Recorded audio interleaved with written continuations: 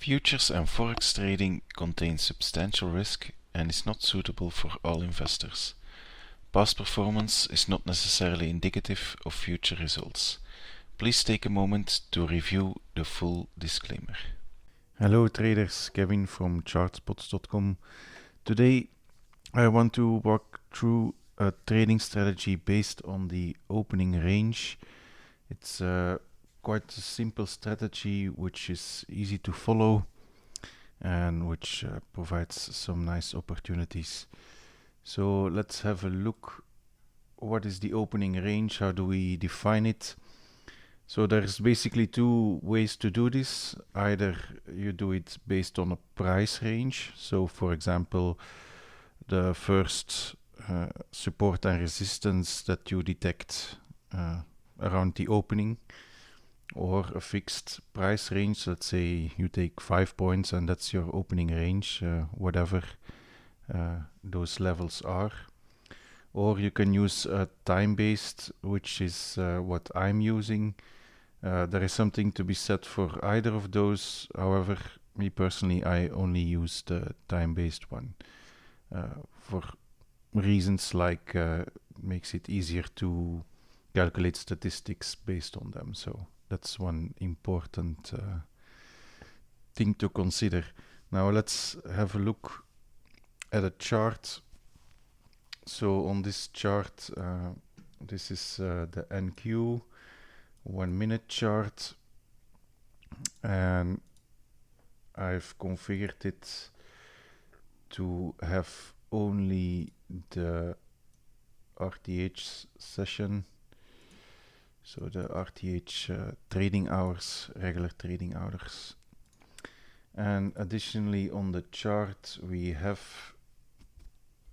it's the initial balance indicator, which you can download from the website. It has many levels, and one of them being the opening range, which I have activated.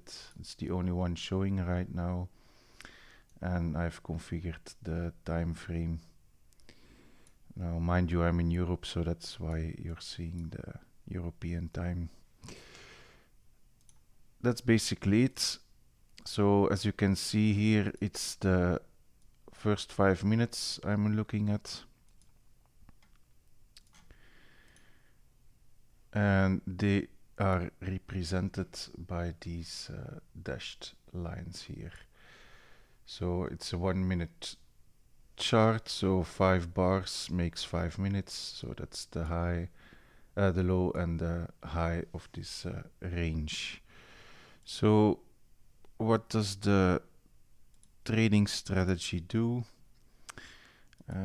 Let's have a look at the next slide. So the entry is when you break this opening range. So what you can do once the 5 minutes are up, you put in stop order or order cancel order, for example, 1 tick above and 1 tick below the opening range, and as soon as one of those orders is triggered, you basically enter the market, and of course the other one gets cancelled. So in the example here, the entry would basically be on this bar when the price breaches this level 1 tick below the opening range low. So moving on, what we then need to look at is where do we place our stop, where's our risk. So what I do is the opposite of the enter criteria. So this red line here represents the stop loss in case of a break to the upside.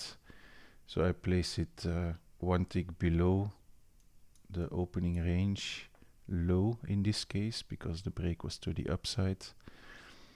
And then what I tend to do as I scale out of my position, I move the stop upwards or closer to my entry. never the other way.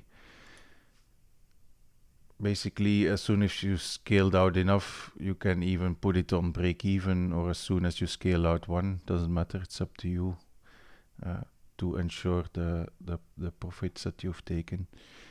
So that's the strategy I use for the stop placement. Then the other part, which is obviously important, is your targets. So there's a few ways you can approach this. You can use a mechanical way, which is what I have drawn here. You basically take half of the range, for example this part, and you add it on top, and that's your first target, and then the full range as well as the second target, and that would be that one. So that's one thing you can use. Additionally, you can rely on statistics. For example, what is my initial balance typically going to be on what is the session range, things like that can be used. Of course, another thing to definitely consider is some more discretionary levels, like where you expect the market to find support or resistance, whether you see a reversal pattern in the way the chart candles are forming. So those are definitely things you can use and which are valid for this trading strategy. So having a look at the chart here, I will use a tool here. So this is the size of the opening range. When I drag this down, you see there would be a first scale out right here, because that would be half of the range added to the opening range low, and then your second one, basically doubling the opening range, would be over here. So in a nutshell, that is the strategy. It's relatively simple. Some things you do want to consider is the product or market you're trading, which future are you going to use, which derivative, which stock even.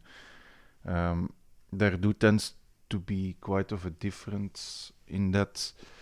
There are markets where this works better than in others, so it's really important to have a look how the product you're interested in using this strategy, how it behaves.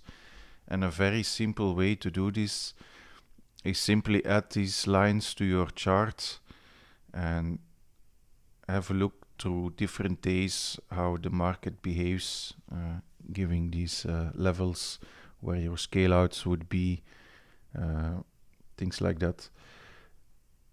One market I like it on is obviously the NQ, also the RTY. I don't like it that much on the European indices, unless there is a lot of volatility. Then it tends to be a bit better in the European markets, but I'm not a big fan of it on the European markets. And I'm specifically talking about the DAX. In that case, that's the product I trade most. So second point to consider is volatility.